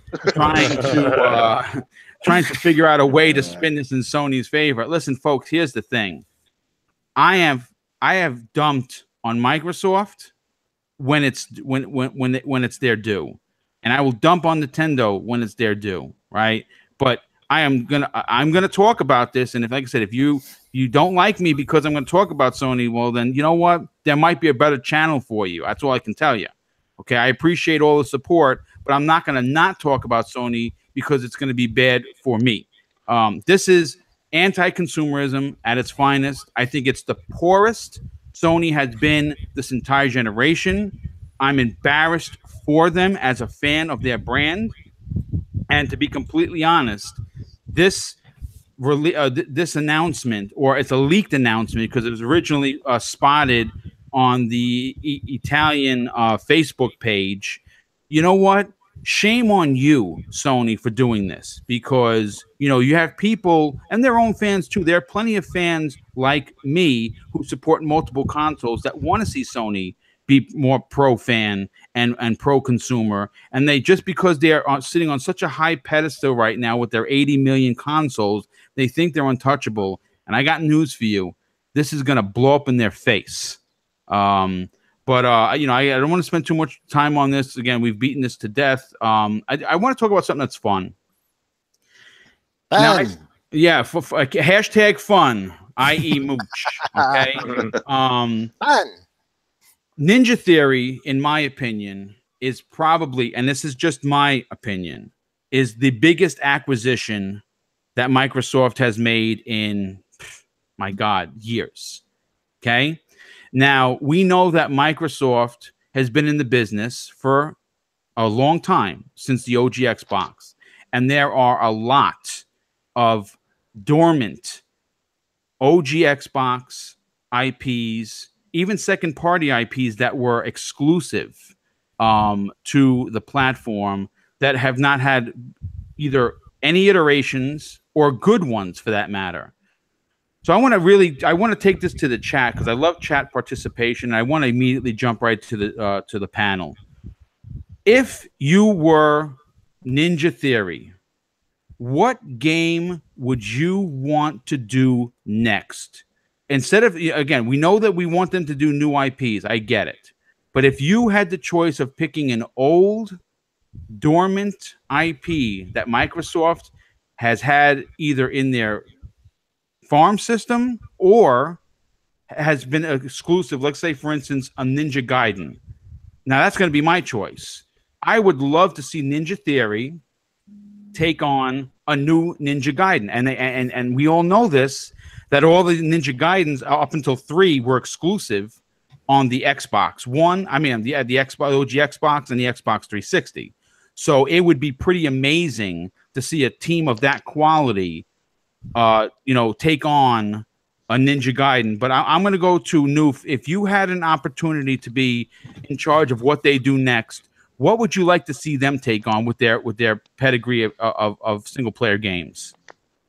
Well, first off, I'm going to go with a logical one, and that's say I would definitely be stoked for a sequel to Hellblade: Senua's Sacrifice. I mean, it could have a totally different character, but yes. Because I think there was so much potential in the first game that wasn't fully realized. I mean, kudos to them. They just announced today, I think, that they finally hit 1 million downloads. So congrats to those guys.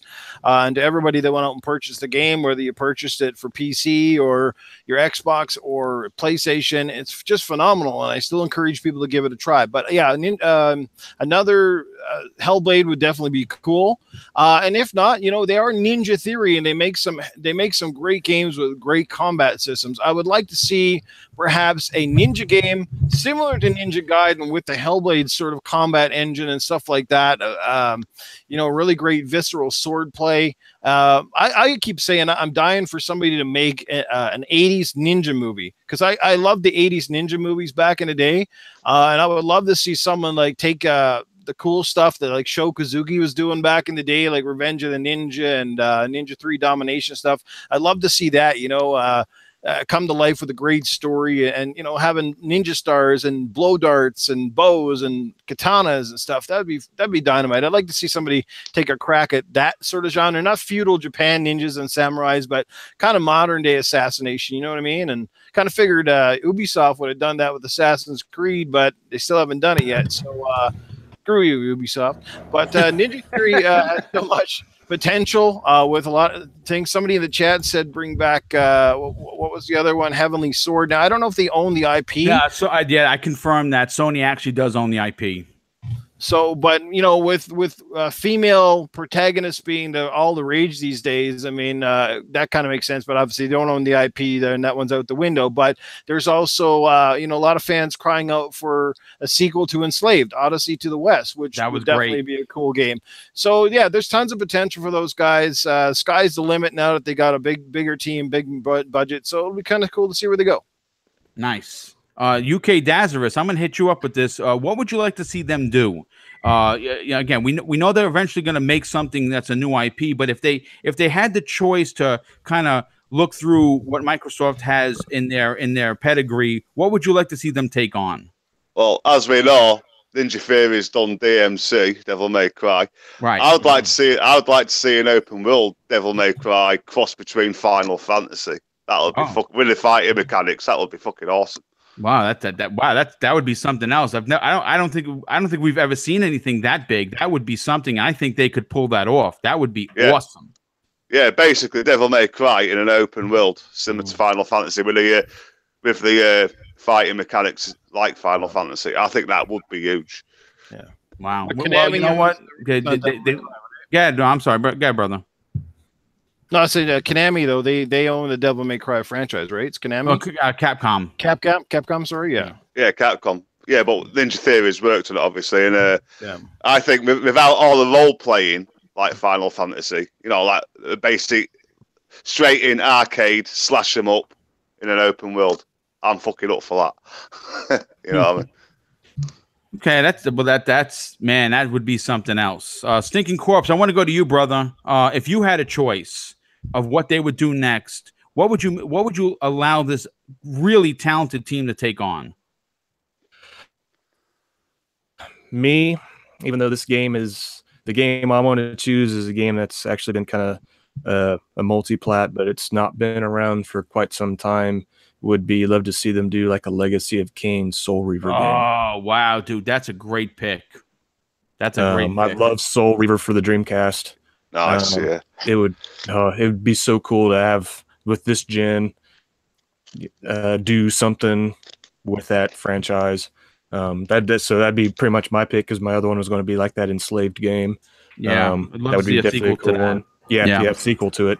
But yeah, I mean, first thing when I read the topic about this, some reason Legacy of Kain Soul Reaver popped into my head. So I would love to see that. That's a great choice. That was a powerful series. I would love to see it come back. Really fantastic characters. Right. Clowns, what would you like to see them take on? You know, I think Ninja Theory did a great job with the graphics in Hellblade. So I think that we could see, I would hope to see eventually in the future, but I'll probably be wrong on this. You know, like a Battletoads remastered by them, like an adult version with grimy and dirty kind of old school graphic novel style, or like TMNT from the original Eastman and Laird. Wow, dude. Holy moly. 79. Yeah, that would be fantastic. Something like that would be completely different, but at the same time, they're good storytellers. They make good character designs. Obviously, we're all fans of their work. That would be fantastic. I want to throw something else into here. Someone had mentioned it in the chat, and my goodness, chat's really going fast. So I don't know if I could find who said it. Crimson Skies. I am dying for a reboot. I really thought that they were working on that. I thought a smaller team was. I would love to see that. But you know what? Here's something that just popped into my mind when I said that. If they were able to acquire the rights, right? Check this out. I think people in the chat are going to dig this. Would you not task them to do Rise, Son of Rome 2? Yeah. Yep. That would be absolutely right up their wheelhouse. I think that, man, I don't know about you guys. I turned it on a couple of weeks ago, and I still think those might be the best graphics on the console. And that's a launch title. I'm just always blown away by what I'm seeing. Up there, the dogs. Yeah, Thunderstorm here, so he's going all nuts. Italians dogs love UK Dazerist. With sandwiches from one of the NASCAR shows. Daz would probably give him some beer to calm him down. Yeah, it's my Barry White voice. Yeah, it's Barry White voice Italian. They love it. It calms them. Nice. Listen. So we're gonna go to the last topic of the show, and you know what? I talked about this yesterday on the Dragon X podcast. I know that it's been spoken about, but you know what? I haven't spoken to anybody on this panel and anybody in the chat about this, and it's something that's kind of been nagging at me.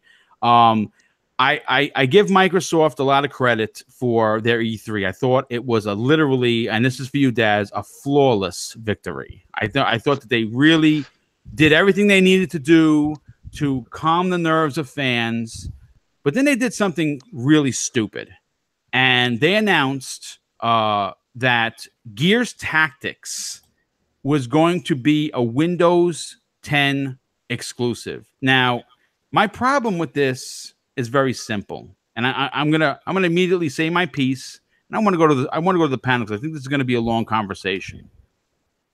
Gears of War. When you say Gears of War, you think of the Xbox console, okay? Yeah. Gears was born on the Xbox 360, and it continues life in the form of Gears 4 on the X, okay? Plain and simple. Now, here's where it gets into makes my blood boil.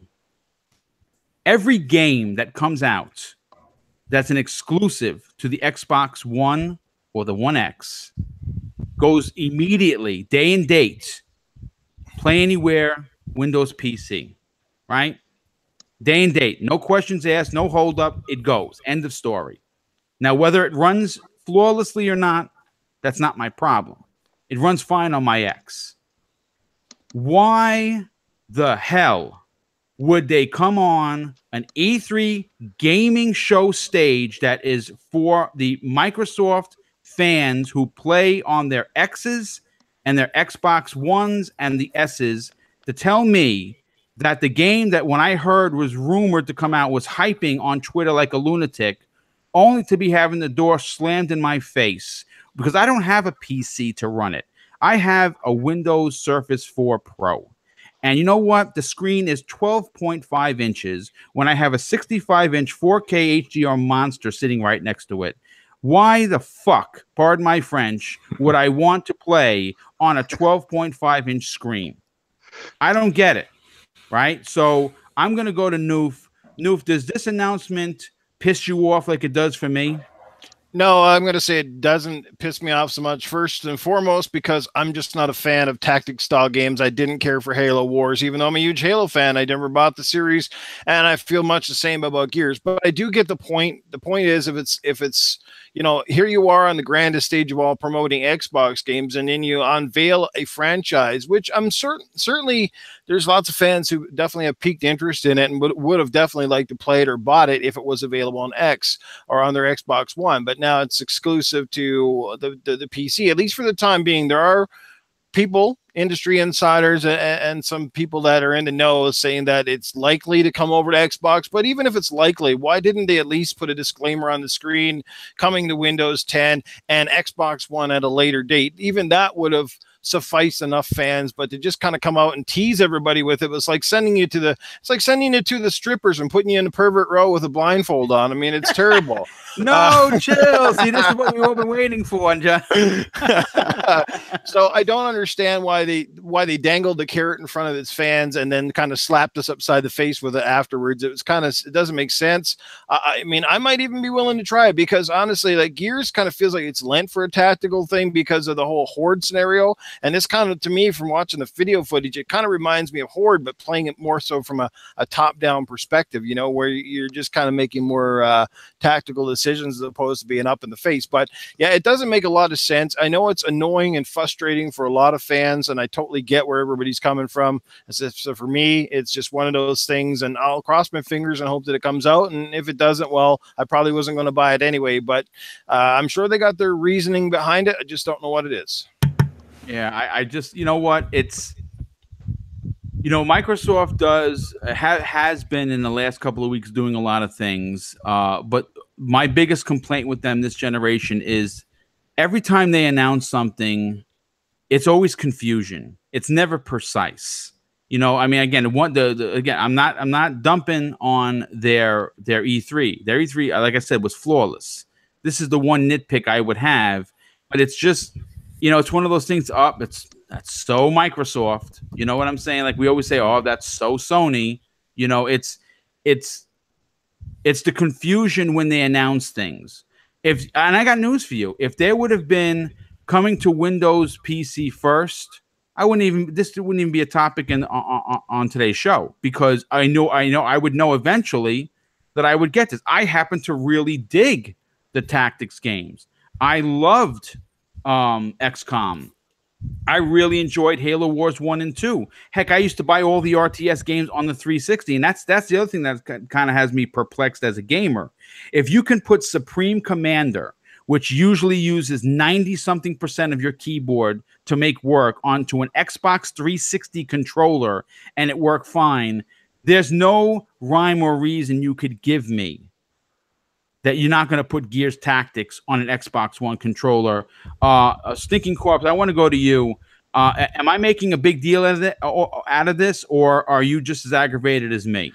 I think your point's valid on it. What kind of bothered me was that they showed that game that's going to be on PC on their Xbox E3 for the people that are playing on consoles. They should have announced that probably on the PC thing, or just did something before or after the show and say, hey, we have a third game, it's going to be PC. I'm not a real big person into those type of games, but what I saw that I was kind of interested. I think there'll probably be enough people complain about that eventually they will cave in and give us a date that, hey, yeah, this game will also be coming to Xbox. But it does suck that there's that a standard that, okay, our games go to the PC, but the PC games don't come to us. So something needs to change on that.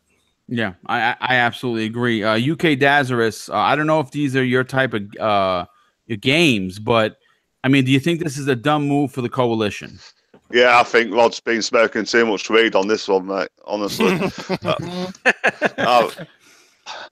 Gears of War is Gears of War. It's not Gears RTS. I tell you, I can't stand RTS games. I'm not saying that just because I can't stand them. You don't change Gears. Gears is how it's supposed to be. Third-person shooter. None of this fucking RTS bullshit. No, it doesn't interest me in the slightest. And even if it did, I'd have to go out and buy a new graphics card for the PC to play it. You know, yeah, I mean, I like I said, I think there's a double standard at play here. I don't like the idea that a game that was born on the Xbox platform is like I said, I'm not saying not to put Gears on the PC, because Gears 4 is on the PC, Windows 10, right? Gears 5 is probably going to be on Windows 10, but you're telling a new story. Where it is in the Gears franchise, I don't know. They didn't really get into particulars, but it's a Gears story that I'm not going to be able to experience as a Gears fan. That's my problem. Clowns, I want to go to you, brother. Do you think this is a blunder for Team Microsoft and the coalition?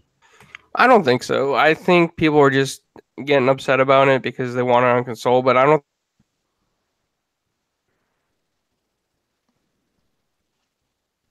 Most people expect Gears to be. I think. Oh, I think he's botting. So it's not just me then. Yeah, you're botting down. I think I'm back now. Sorry for the storms. I don't know where I left off before I bought it. Well, yeah, we'll go with the whole point, dude. Listen, like I said, all we have is time. Okay, so what I was saying was, I think that the PC version of the game is going to be a watered down, washed down version of Gears, and I don't think console players who love the Gears franchise is going to be missing too much. Because the game's going to be geared more to mouse and keyboard as well. It's just not going to be up to console quality for Gears. Okay. I mean, listen, I understand your point. Again, maybe I'm making too big of a deal of it. I happen to really like the tactics game. I like I said, I enjoyed Halo Wars 2. I know it didn't sell well, and I made this point on the Dragon X podcast yesterday, and I think this is going to make sense to everybody on the panel, of course, everybody in the chat. When you're gonna put a game out, right? You're obviously the bottom line at the end of the day, regardless of where our hearts lie for what piece of plastic or what flag you fly, is money. Okay. So let's just say, for instance, now we know that these tactics games are a niche market. We do know that. And it's probably going to do better on PC. That's logical, because that is where mouse and keyboard lives. But let's just say, for instance, that a measly 5% of your 40 million consoles, your Xbox consoles that are out across the world, let's just say 5% buy this game.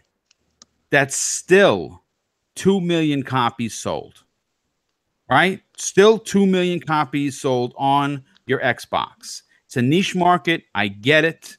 I don't think they spent $60 billion making this game. It was probably done by a very small team. Graphically, I don't know how it's going to look. It's going to look like a RTS game or a tactics game. I'm okay with that. But the fact that you're holding it back from me as a fan of not only the series, but of that genre is, I think, dumb. I'll end it with that. I mean, anybody else want to jump in on this, or we're good? I just agree with you, Boom. Okay. Yeah. It's a no from me. It's a no from me. Yeah. Okay. I mean, listen, I get it. It's not going to be for everyone. And again, that makes perfect sense. It's a tactics game. It is definitely a niche market. But at the same time, I think taking the ability for me to buy that game on the console I spent $500 on is just really shitty. That's just my opinion. But look, I've held you guys up here enough. We're just closing in on 2 hours. First and foremost, I want to thank everyone that came out today. The chat was completely incredible. Everyone was really nice with each other. I really like seeing that in the chat. I don't like bullying. I don't like the name calling. It's just something I really don't hang my hat on. Everyone in the chat was fantastic. And this is what I like to see. Everyone playing nice with each other. Of course, my panel, absolutely fantastic as usual. I know it's real early for some of you guys. So the fact that you came out and you're hanging out with me and you're doing the show, I cannot be, any more thankful. But we're going to get to we're going to get to where people can find you, because I think everyone on this panel needs to be followed in one way or another. You all bring something very unique to your channels. You're all very active on Twitter. I consider you very good friends. Noof, I'm going to go to you first, brother. Listen, I know that you're home. I'm glad you're recovering from your back surgery. That was a big deal. I do think that when you speak, you really knock it out of the park. Like, you speak like a true gamer. I absolutely love that about you. Please tell the people where they could find you if they want to follow you on Twitter and YouTube. Well, you guys know you can always find me in the gutter as usual. But other than that, it is Nukem on Xbox, Noof_Nukem on PlayStation. And I do have to say that my channel has been severely lacking. I know I've let a lot of people down. I was intending to make a lot of content for it, and it just kind of fell by the wayside. Mixing it up with Noof is not gone anywhere. I just kind of put it on hiatus a little bit while I'm trying to recover, because sitting for long periods of time is a little uncomfortable for me yet. So I'm hoping to get back to that. And I know some of you guys still have to join me on the show. I may have to do a couple of special podcasts just so I can fit in guys like Dazzy and stuff who are on a different timeline. But yeah, no, let's say you guys know where to find me. Hook me up for a game. Just send me a message. I love gaming with people, man. That's what it's all about. And again, thanks for having me here, Boom. I enjoyed getting up out of bed to chat gaming. This is what it's all about, man. It's about communities, but having a good time and chatting about topics that, well, mean something to us, if nobody else. So thanks for having me. Well, listen, dude, it's an absolute honor and a pleasure to have you on. Daz, I want to go to you next, my brother. Listen, I've had the real honor of getting to know you, like, on a personal level. I think that you're not only a great friend, I think that you really are a unique talent to the YouTube world. I do really enjoy your podcast. Listen, they're adult. They're off the hinges, and every 5 minutes you hear a beer popping. You can't say that about a lot of podcasts. Tell people where they could find you, bro. Cheers, Boom. Always a pleasure to hang out with Mr. BoomStick. He's an awesome guy. Everyone should follow him. Yeah, you can find me on my YouTube channel, UK Dazzlers, Twitter at UK Dazzlers. Also find me on the Thursdays now on the WDFC podcast. Who the fuck cares? You know what I mean? Yeah, because we've switched to Thursdays because Coops has got a job on Fridays, so we've had to move days. But yeah, that's about it. Thanks again, Boom. Oh, awesome. Listen, absolute pleasure. My Italian brother, who unfortunately has more storms than we have traffic here in New York. Clowns, listen, dude, I really got to tell you, bro, you run a really tight ship on Four Guys with Quarters. The fact that you can find that podcast and literally everything, your marketing skills is just, I think you should be hired by Microsoft. I mean, you'd bring some unique ways of handling the business. Love the show. Love what you bring. Where can people find you, bro? Thanks, Boom. I really appreciate that, man. Every Thursday, it depends on our work schedules or Inferno's work schedule, but usually 7:30 p.m. Four Guys with Quarters. If you search us, our YouTube should pop up, and various other links to other media. But yeah, we're out there on the internet, so please search for us, man. We appreciate it. Oh yeah, you really have a unique way of doing it. Sometimes it's the camera view. Sometimes it's you guys just playing like Sea of Thieves. It's really interesting, and you know what? It's unique in a giant pool of of YouTube podcasts. So I think it's memorable. Stinking Corpse, listen, not only are you the guy that buys everything, but you're everywhere as well. I really enjoy the way that you bring your ideology when it comes to gaming and your take on certain things. Where could people find you, bro? Well, start off. It was an honor being on here and being on here with my bro Daz and Noof, and then being on here with the Italian Clowns. You can find me on Twitter and Xbox Live at Stinking Corpse. You can find me Mondays on the Game Dosage podcast. Tuesdays, part of the Retro Renegades with Graphic God and Supersonic Station. Nice. And then I guess Dazcast on the Wednesdays, where we're doing every other Wednesday now. Nice. Yeah, shit, I forgot to mention that. Yeah, I couldn't remember if you mentioned that or not, so I figured I'll just repeat it. Yeah, Dazcast is off fortnightly now, so yeah. Yeah, Okay. Carry on, then like Daz did say, WDFC is moving from Fridays to Thursdays because of Coop's new schedule. Okay. And that's pretty much it. All right. You know what? You mentioned him, and I always like putting his stuff out there because he does amazing work. The Graphic God, known as J Dubs, he's the showrunner. Basically, what makes the wheels run on the Sunday morning podcast with Mooch and Crap. I'm looking at your avatar, and it's moving. I think that is really, really unique. I have Graphic God's info in the chat, also in the show notes if you want to check out his site. Not only does he does that, but he does intros and all kinds of other really unique things. I mean, basically, he basically produced all of my graphics for my channel, as well as all of my intros. I think that his work is fantastic. Please go check out the Graphic God. And once again, I just want to say thank you for the chat. I want to say thank you for my panel. I hope everyone has an amazing weekend. And now we can, being that summer's officially here and the releases are going to be a little light to the fall, we can all catch up on our backlogs, which are probably 50 games deep. Yeah. Have a great night, everyone. More than that. Yeah, well, listen, some people, mine are about 50 games. It's ridiculous. But listen, I'll see you on Tuesday with the Booms Pop-Up Podcast. I'm going to make an announcement of who that guest is going to be. And I hope that that we entertained you today and that you'll come back next Friday for the next episode of Breakfast with Boom. Have a great day, everyone. Layers.